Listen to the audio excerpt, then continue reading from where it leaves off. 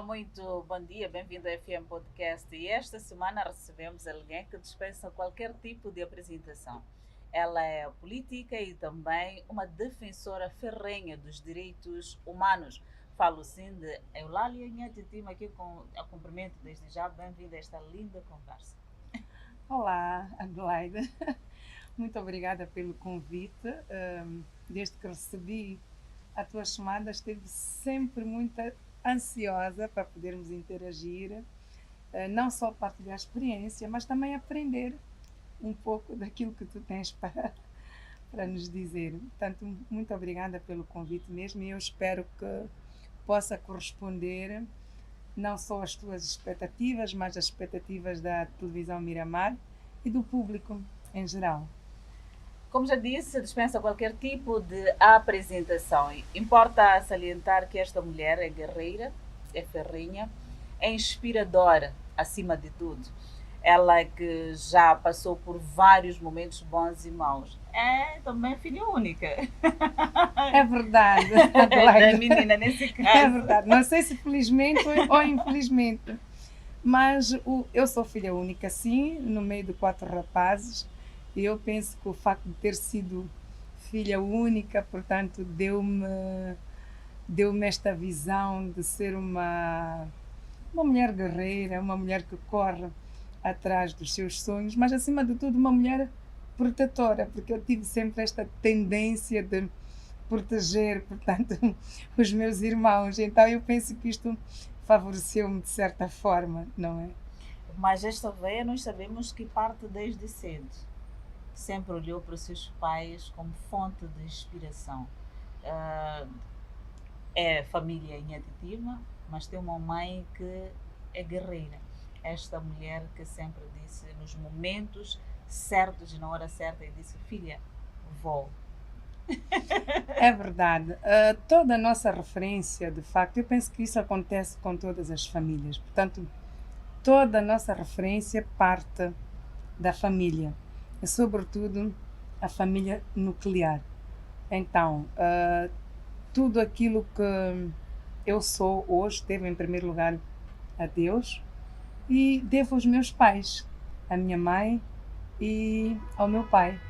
A educação que eu tenho, o meu posicionamento na sociedade, eu devo de facto aos meus pais e devo também aos meus irmãos. Portanto, de facto, é na família onde nós buscamos os princípios basilares de convivência na sociedade. Muitas das vezes eu tenho notado que as pessoas questionam, mas o que é que este menino aprendeu na Sim. escola?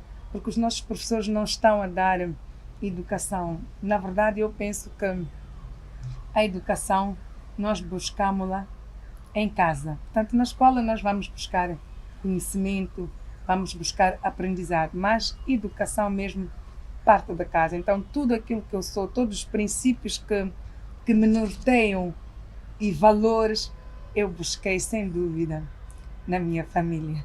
Vamos por parte. Ativista social, e eu sei que parte de casa. O que lhe motiva para ser ativista social? Bem, eu dizia há pouco tempo, todo o meu ser é parte da casa. Na verdade, isto eu fui inspirada pelos meus pais e neste caso mais concretamente pelo meu pai, e se calhar até pelo meu falecido avô, pai do meu pai, porque o meu falecido avô na comunidade, portanto, ele também já era uma pessoa tida como uma pessoa muito dada, mas não só, mas uma pessoa que estava sempre pronto para defender o próximo. O meu falecido avô paterno era pastor e reverendo e fundador, portanto, da igreja metodista naquela região, portanto, onde o meu pai cresceu. Ele, na verdade, era uma pessoa muito influente, em que a comunidade recorria sempre a ele para buscar conhecimento, para buscar até aconselhamento.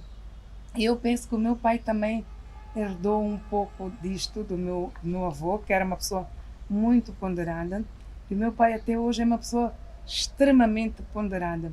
Nem que exploda uma bomba aqui, não há de ver um cabelinho dele a, a sair do lugar.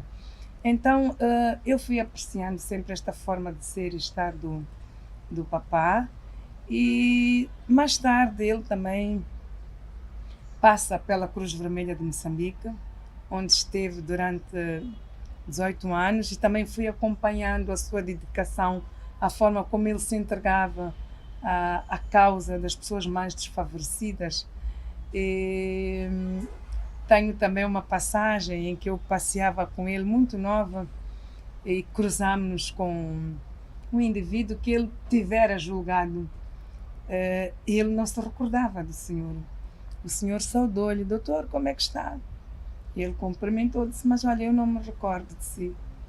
Ele disse: não, eu sou fulano de X, que o doutor julgou-me há tantos anos atrás, mas eu quero agradecer-lhe porque, apesar de ter-me condenado, eu aprendi bastante, e a forma como a sentença foi lida, portanto, eu tive consciência de que eu de facto cometi um erro, mas o doutor foi muito amável na forma como comunicou comigo. Então, apesar dele ser juiz, ser aquele que lê as sentenças, que muitas das vezes, umas vezes são a favor, outras não, mas ele nunca deixou este lado humano, de humanização, mesmo na forma como nós tratamos os nossos assistentes da casa, os nossos empregados em casa. Portanto, ele sempre orientou-nos a tratar estas pessoas da melhor forma possível, porque na verdade são elas que cuidam de nós, são elas que cuidam dos nossos filhos. Portanto, eu fui vendo os passos do papai, e aquilo de facto inspirou-me. Mas o meu dia a dia também, como pessoa, como gestora, fez com que eu também me ativesse mais a estas questões humanas. Veja só que eu trabalhei em 2 empresas como gestora de recursos humanos. E lembro-me que numa das empresas ela era composta maioritariamente por mulheres.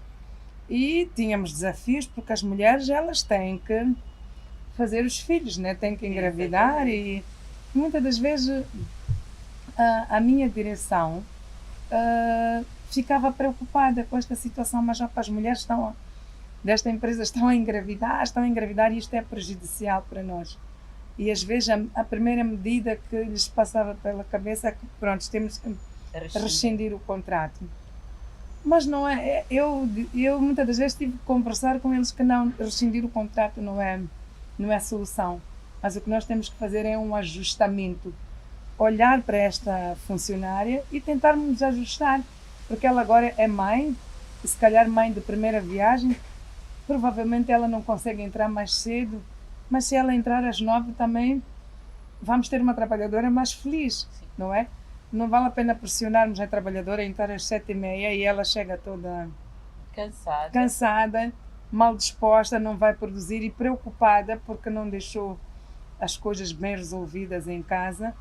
Então era preciso fazer perceber aos meus colegas que não, nós podemos tratar deste assunto tanto de uma outra forma. Então nós temos que tratar o próximo como se de nós próprios se tratasse, como se estivéssemos a tratar, portanto, da nossa própria família. Eu costumo dizer assim, o Departamento de Recursos Humanos, ou o gestor de recursos humanos, é um elo de ligação entre o patronato e também os colaboradores. E o que nós temos assistido nos últimos tempos é que as pessoas acabam confundindo e levam para o lado pessoal. Se não gostam do colaborador X, se não gostam do colaborador ciclano, e acaba criando esta confusão. Como é que nós podemos sair de vários conflitos que acontecem em várias empresas, olhando para o colaborador, sem ferir o colaborador, mas também sem ferir o patronato? Ora, foi mesmo jeito de provocação. Adelaide disse uma coisa que de facto é muito interessante. Portanto, o gestor de recursos humanos, ele faz esta ponte entre o patronato e os trabalhadores. E eu entrei para a gestora de recursos humanos muito cedo, em idade tenra. E muitas das vezes o meu patronato, e que eram estrangeiros, a tendência, se tivéssemos uma situação, era processo disciplinar. Processo disciplinar. E eu passava a vida a redigir processos E aí o disciplinares. colaborador olha para a gestora de Exato. recursos humanos E aquilo criava-me confusão e em paz. não me deixava em paz, porque muitas das vezes tinha que redigir os processos disciplinares até de forma injusta. Mas ok, o patronato mandava, eu tinha que redigir os processos disciplinares, mas sempre havia uma forma de colmatar aquela situação que era já no desfecho do processo do processo disciplinar, portanto, porque não se encontravam provas no momento em que nós estivéssemos a fazer a investigação, então era nesse momento que eu aproveitava para explicar o patronato. Então, havia sempre uma ideia de que o Departamento de Recursos Humanos é aquele que está ali para controlar o trabalhador, prejudicar o trabalhador.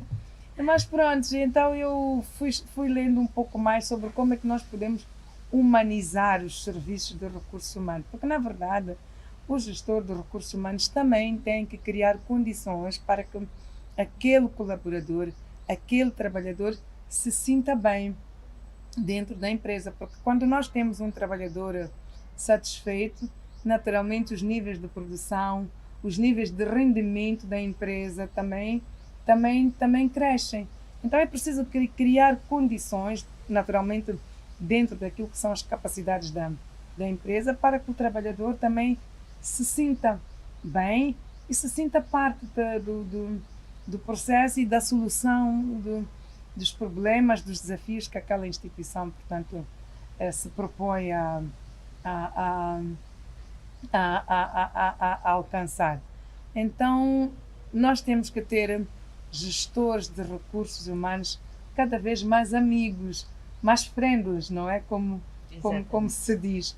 E não sermos inimigos dos nossos colaboradores. E o maior desafio é a retenção de quadros nas instituições. Exatamente, o maior desafio é a retenção do quadro nas instituições, e para que a gente possa fazer a retenção dos quadros é importante investirmos naquele funcionário, é importante valorizarmos o potencial daquele funcionário. Muitas das vezes nós não valorizamos o potencial dos quadros que nós temos à nossa volta. É como os nossos filhos também.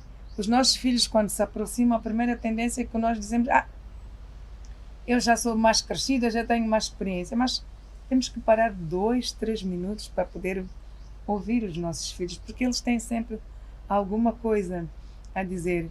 Eu, neste momento, eu tenho aprendido mais com os meus filhos. Acredita que antes de eu vir a esta conversa com a Adelaide, eu conversei com a minha filha. Eu disse: olha, eu vou a uma entrevista, dá-me lá os inputs. A minha filha só tem 22 anos.